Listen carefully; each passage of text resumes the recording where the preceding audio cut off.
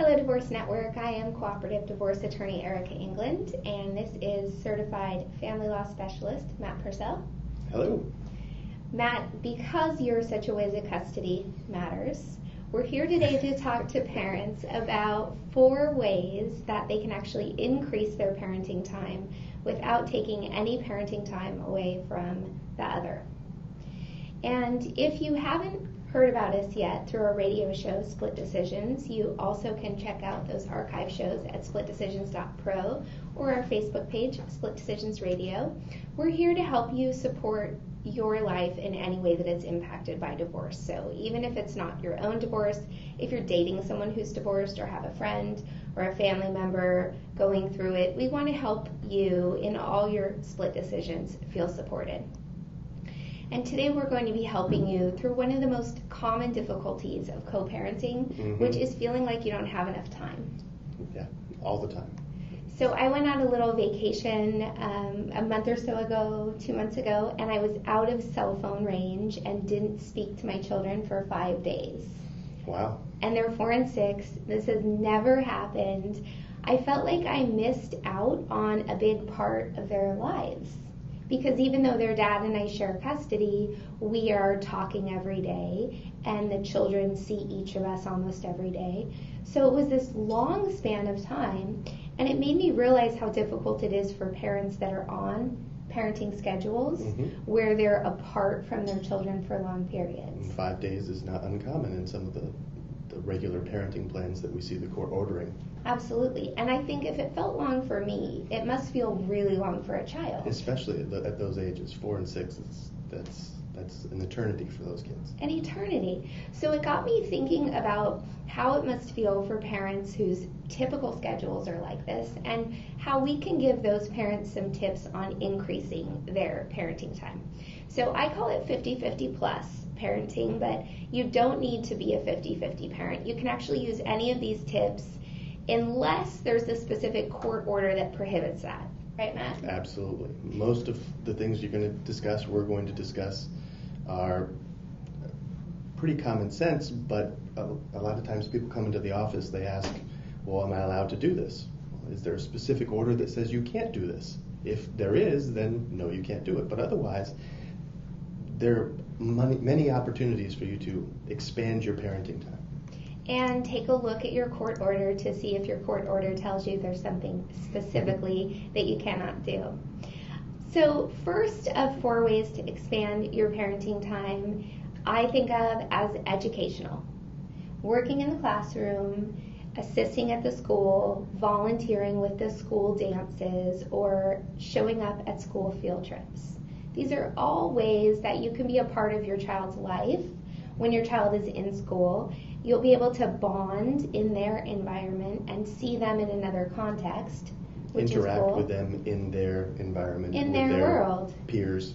And it's all without impeding on the other parent's time at all. So if you have a long stretch where you don't see your child, a week on, week off, or a 5-day period, then assuming it doesn't cause problems with the co-parent, then working in the classroom, volunteering as an aide, volunteering at school dances and for PTA and special events and school carnivals, all of these are ways that you can contribute and touch base with your child and build a bond. Now, Matt, earlier you said sometimes it will upset a parent to know that the other parent is working in the classroom. So how should people think that out before they take that step?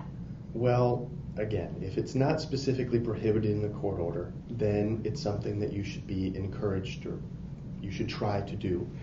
But in the cases that I've dealt with, high conflict cases in particular, this is one of the 50-50 plus ways of really upsetting the other parent in my experience. It doesn't make any logical sense, but... So it's my parenting time, so yes, you cannot work in the classroom this week. So it's important to get to a point where you can communicate with the other parent, at the very least to say, I'd like to do this, I have some time off of work, and I want to set aside this time. It's in order to minimize the conflict, communication, particularly with this, is absolutely imperative. And on the other side, of course, you'll want to offer to your co-parent to come into the classroom, let them know about field trips and opportunities so that it doesn't look one-sided. Absolutely. The golden rule. The golden even rule. applies here. All right, so tip number 2, in addition to involving yourself in the child's education, is the child's extracurricular activities. And Matt, you said even for high conflict parents, these tend to be a safe way for parents to get involved. This is the number one activity I recommend parents in high conflict parenting situations take part in and really get engaged in, because it's a way to have parenting time with your children in a public setting with other people around. There's less potential for conflict with the other parent, even if they're both there. But it's an opportunity for both parents to be there and to support the child, which is most important to the child. The child is seeing mom and dad both there, and then the child hasn't gone such a long period without seeing you.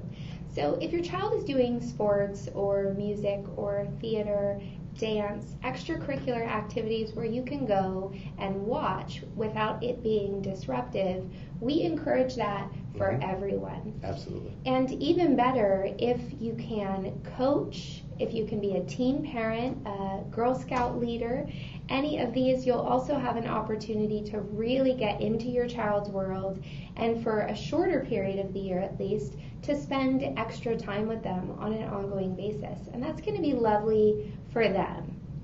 Of course, don't schedule any extracurricular activities without your co-parent's permission, because it is their time and their money as well. But look at those as an opportunity to get involved. All right. Agreed. Number 3, communication. I know this is hard for parents that are higher conflict, but for parents that are lower conflict, communicating with each other about what's going on in the child's life is huge for 2 reasons. First, it helps you feel in the loop as a parent. Okay, my son had a headache. He woke up with a headache. I know this. Thanks for telling me. This is great. And then also, it helps you connect with your child when they're back in your parenting time. So I can say to my son, Daddy said you had a headache. How are you feeling today? And that kind of continuity created with the child's life, consistency, is a really lovely and an important thing. This is not just the little things where your child has a headache or isn't feeling well.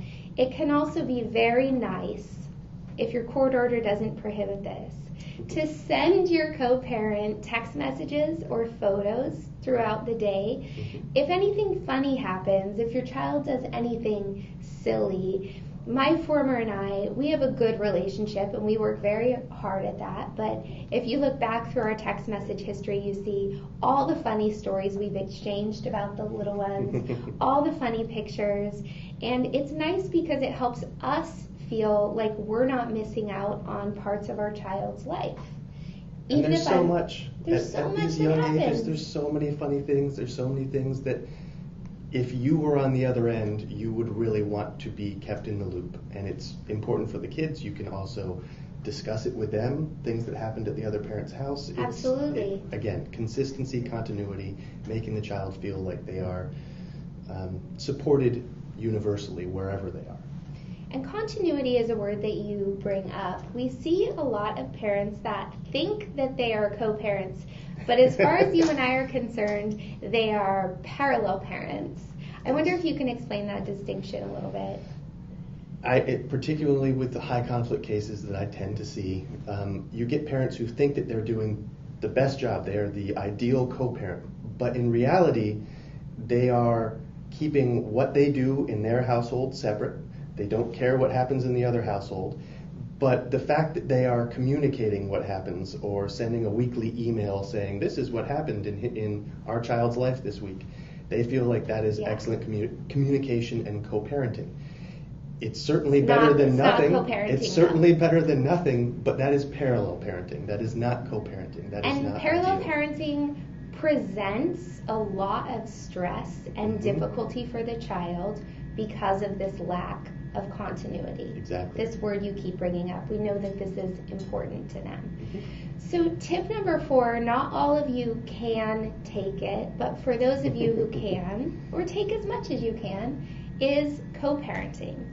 If you're parallel parenting right now because that is managing the conflict, then of course keep doing what you're doing as long as you think that that's necessary. Absolutely. But if you're parallel parenting because you've fallen into that path, that trap of you do you, I do me, and you're not really doing anything together or making joint decisions or ever spending any time together, all of you, then you're not really co-parenting, and there may be room there for you to take some co-parenting steps. Absolutely. It's an ideal. A lot of people can get to that point, and they are to be commended because they're working to the benefit of their children. I see a lot of cases where it's something that I honestly don't think between the personalities of each of the parents that's ever going to get to that point, and parallel parenting may be as good as they're going to get, but they have to keep working on communication and co-parenting to try to get better, because it's about the kids. It's not about them and their time, it's about the kids. And they do have to keep working. I like that you point that out. Once you've gotten yourself into a position where the parenting relationship seems okay, that is a time where you can bring in more of this communication, more of the co-parenting, try to spend some time together, try to be more involved in what's happening in every aspect of the child's life, and see how that goes. Because your children do live a very different life with parallel parents than they do with co-parents. And what we want to see for your children is first that they're in a healthy, happy home and that you're healthy and happy as a parent. But second, we would like to see parents being able to integrate as a team and make decisions and be involved in that way in their children's lives. So co-parenting is working together more, spending time together, rather than having two totally separate, segregated lives. We recommend that as one way to have 50-50 plus parenting.